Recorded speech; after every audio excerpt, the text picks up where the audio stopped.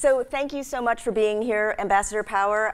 Samantha Power is not a stranger to the MPW community. I think some of you in the room may have first heard her speak, as I did, at an MPW summit in California in 2004. It was 2 years after she published A Problem from Hell, America and the Age of Genocide, which would go on to win a Pulitzer Prize. And I remember thinking, this is a woman who makes journalists look good.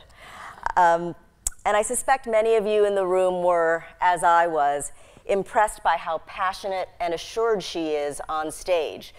This is not a woman who needs to read the Confidence Code. Fast forward 10 years, and Samantha Power joins us once again, this time as U.S. Permanent Representative to the United Nations and a member of President Obama's cabinet. It goes without saying that we're catching up with Ambassador Power at a very busy time. The conflict in Ukraine is escalating. The UN this week just reviewed new horrific images from Syria. And the ambassador is just back from an Africa trip that included a visit to Rwanda to mark the 20th anniversary of the genocide there. So we are very lucky to be able to spend some time with Ambassador Power. Welcome. Great to be here. Thank you all for having me. So the New York Times this morning had a front page story about misinformation coming out of Russia with regard to the Ukraine and Crimea. And this is a charge that you have made repeatedly.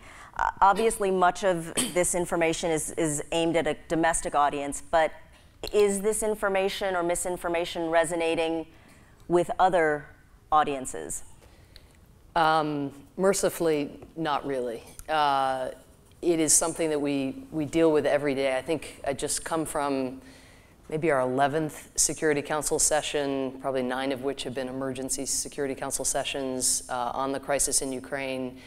And the playbook and the material drawn from the playbook is really, really similar in this chapter than the previous Crimea chapter. And in the Crimea chapter, the claim started as, we have no designs on this, we'll obey the international rules of the road, talk of territorial integrity, sovereignty, and then within a couple days you stopped hearing about territorial integrity and started hearing about how Crimea was never really given up. It still really legally remained part of the Soviet Union. I mean, so that, I mean, people have institutional memories, maybe not for over decades, but at least over 2 weeks. So that's been helpful. But also we had a very important, it didn't get a lot of attention, but we had a General Assembly vote where folks, all the countries of the world were asked, in effect, you know, are you prepared to recognize this referendum that just occurred and this Russian annexation? And in the crisis in Georgia back in 2008, a kind of vaguely analogous resolution had secured, there were 190, well, back then probably 189 countries in the UN, and that secured 14 yes votes, I think 11 no votes, and 105 abstentions. And that's countries just saying, like, I don't want to get in between the big boys, which is tragic because it's the small countries in particular that have the most to gain by seeing the international rules of the road observed and enforced and so forth, but this time, we had 100 votes for a resolution saying we will not recognize the referendum. And that has more than symbolic consequences. It's a signal of great isolation to Putin, a much stronger signal than was shown back in 2008. But also, which is what's really important for Ukraine, the maps don't change. The maps, now that is the General Assembly, that is now the law of the UN that Crimea remains a part of Ukraine. And his ultimate intentions in eastern Ukraine, we're still very much trying to shape. Secretary Kerry's just gotten on a plane today and will meet Foreign Minister Lavrov tomorrow. We've also got new sanctions being teed up if we need them by virtue of what's happening in eastern Ukraine. But again, these kinds of steps, these shows of isolation, unity, the show that you can't just treat borders as suggestions, I think, of course, is part of what we're trying to factor into Putin's calculus about where he goes from here. But beyond sanctions, what other levers does the United States really have in this crisis? How effective can the U.S. really be beyond asking people to impose sanctions, and particularly asking our partners to? Because it doesn't hurt us as much as it hurts Germany, say? Yeah, well, just starting with the sanctions that have been imposed so far, which are one bucket of them compared to where we could go, which is sectoral sanctions on energy, banking, mining. I mean, if you really saw this thing escalate, and again, as you say, we'd seek to do that with our partners, but the sanctions already put in place have caused the Russian currency to I don't have to tell you, you all are probably tracking this, but to go to an all-time low. The stock market is depreciated by 20%. Foreign direct investment is shrinking. Growth predictions are going way down. I mean, even the sanctions so far, partly because they are multilateral and we were able to bring our European partners around because they are right at the doorstep also. I mean, on the one hand, yes, economically more entangled perhaps, and so have those concerns, but on the other hand, also see this aggression moving to the West in a way that's frightening to them. And so, as they escalate, as Russia escalates, the economic isolation, will escalate as well. And I would not downplay what the effect of that can be. And already, as you've seen, I think, in some of the press coverage, and we see in diplomatic channels, you see people kind of saying to Putin, within Moscow, are you sure you really want to go forward, or what are we doing here? And so I think you're already seeing, again, some influence. But we're in this, over the long haul, and the degree of diplomatic and economic isolation that could ensue, I think, is quite significant. So beyond sanctions, what are the other levers available? Again, diplomatic isolation, economic sanctions, investment in Ukraine, in Kyiv, the kind of loan guarantees, the IMF support, the economic reforms.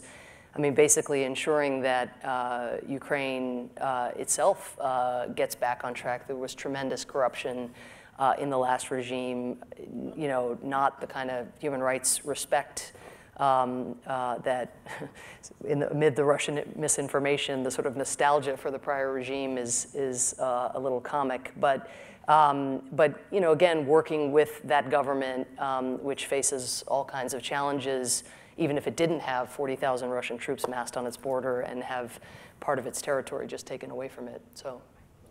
We started out by going through a number of the things that are on your plate, so to speak, right now, and I didn't even mention Iran or some of the other issues that you're dealing with. How does one prioritize, if you can, how to address all of the things that are going on in the world right now? If someone in this room knows the answer to that question, I would greatly appreciate counsel as I exit. I think. Right now it's proving a very cluttered portfolio for sure. More Security Council meetings, let's say, like in the last in early 2014, I think, than in any analogous 3 or 4 month period. So there's a lot going on. I mean, I feel very blessed to be a part of it, having been a journalist, in writing and seeking to influence people who are in the job that I now have and people in government. I'm privileged both to be in the Security Council trying to stand up for international law and human rights and so forth, but also to be in the President's cabinet and to get to be part of our discussion about how we move forward. That Washington-New York balance is also something that I'm privileged to have to seek to strike.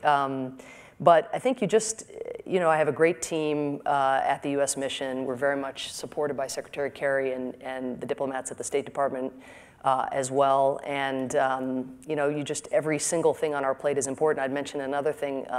Tomorrow, we're having what's called an ARIA session, which is an informal Security Council meeting on the horrors in North Korea. And one of the unheralded things that has been done in the last few months is that the Human Rights Council created a commission of inquiry on what was going on behind the lines in North Korea, in the darkness of North Korea, relative darkness of North Korea. And we've had commissions of inquiry. We have them for Syria, for Central African Republic, for South Sudan, for some of the other crises that are on our plate right now. But this one uniquely took the very few people who had escaped North Korean gulags, for lack of a better word, and had public testimonies in Korea, in Australia, and now these survivors are coming to New York, and these are stories. I mean, again, I used to be a scholar of these different kinds of horrors, but for the UN to offer a stage to these people, even just to reclaim their dignity and stand before the world and describe what's happening, again, behind a really closed regime. That's another example. Again, a place where the levers are not obvious, but shining a spotlight is one lever. And given the work that they're doing to try to get this session, to lower attendance at this session, work ongoing right now as we speak, it's clearly getting under the skin. And you know, sometimes you don't have as many tools as you would like, but you have a responsibility to use everyone you have and you can employ. So how do you, as a parent of two very young children, 1 and 4, go from hearing about these Syria, these stories, 1 and 4. Oh. Yeah, exactly. Nothing you said this evening has been as shocking to this audience as the fact that you have a child who's 1 and 4. I know. I feel the same way. But how do you go from listening to these stories at the UN to then walking through the door of your apartment and seeing the innocence in your children's eyes?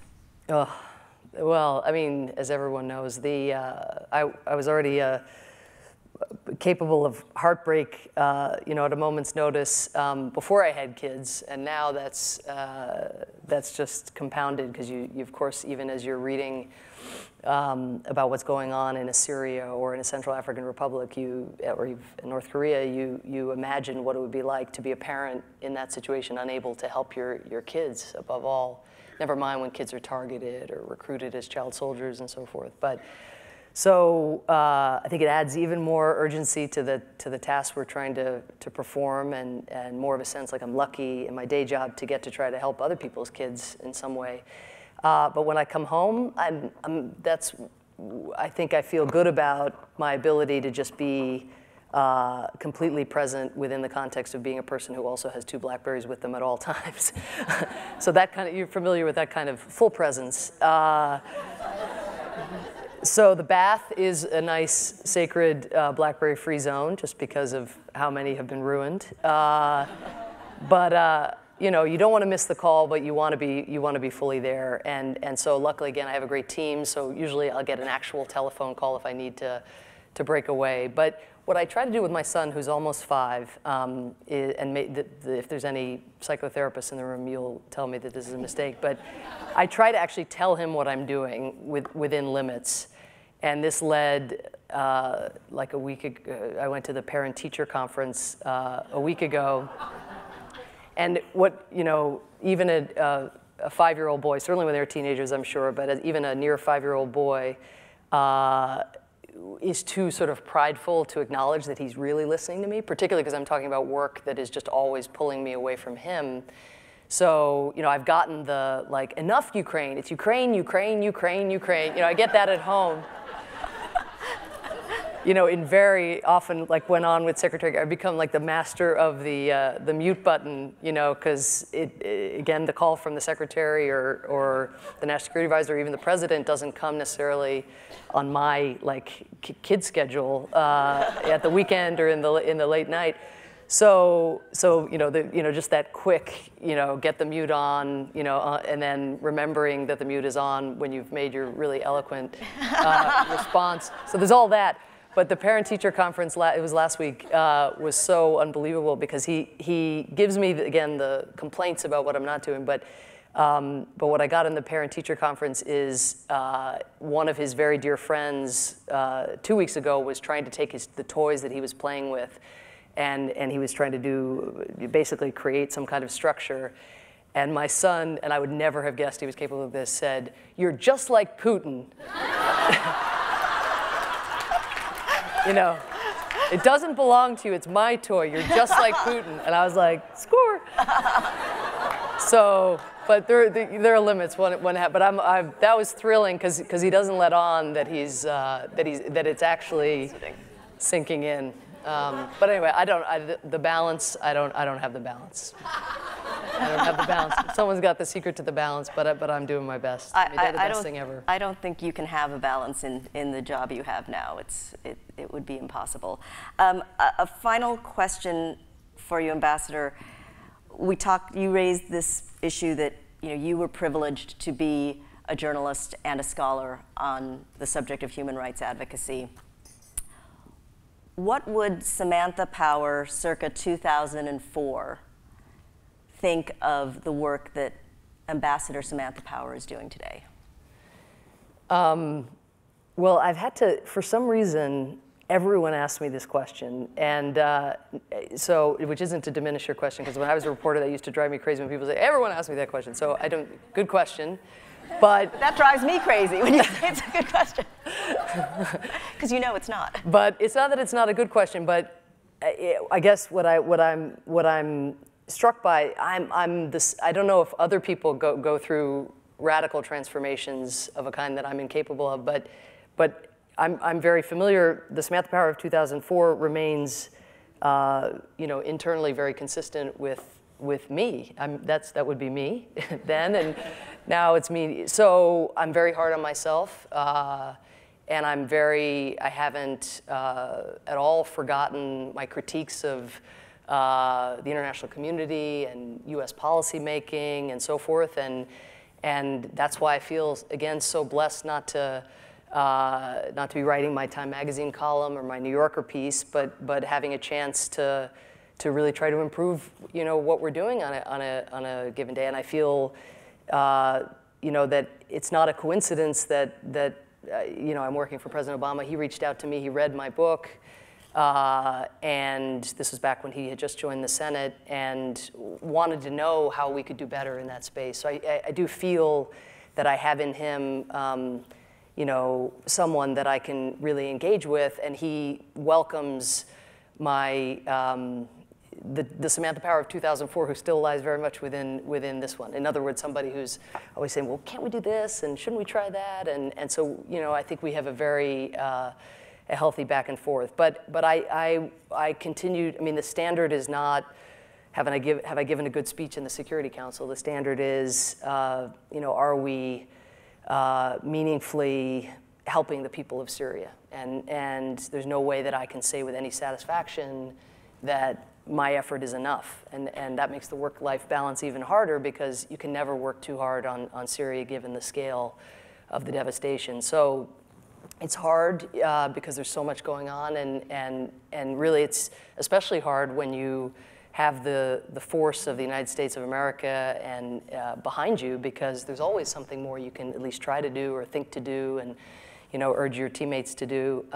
But again, I don't think that I'm different. I have very much the same agenda, which is to inject a regard for human consequences into decision making. I have people that I get to work with every day in the cabinet who want to do the same thing, and we don't always succeed because sometimes the problems are just big, or there are a lot of them at once, or we have resource constraints. But I think again, I write op-eds to myself every morning. Let's put it that way.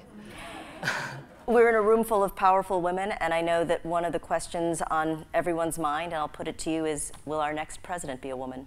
I hope so. I have someone in mind. I don't know about everybody else, but am I allowed to say that in my?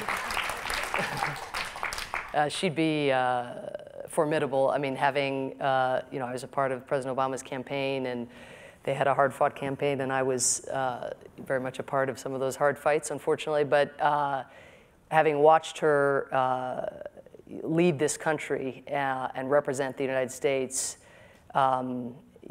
it would, just the good that she can do just by getting off a plane, I can't even begin to sort of find words to capture that.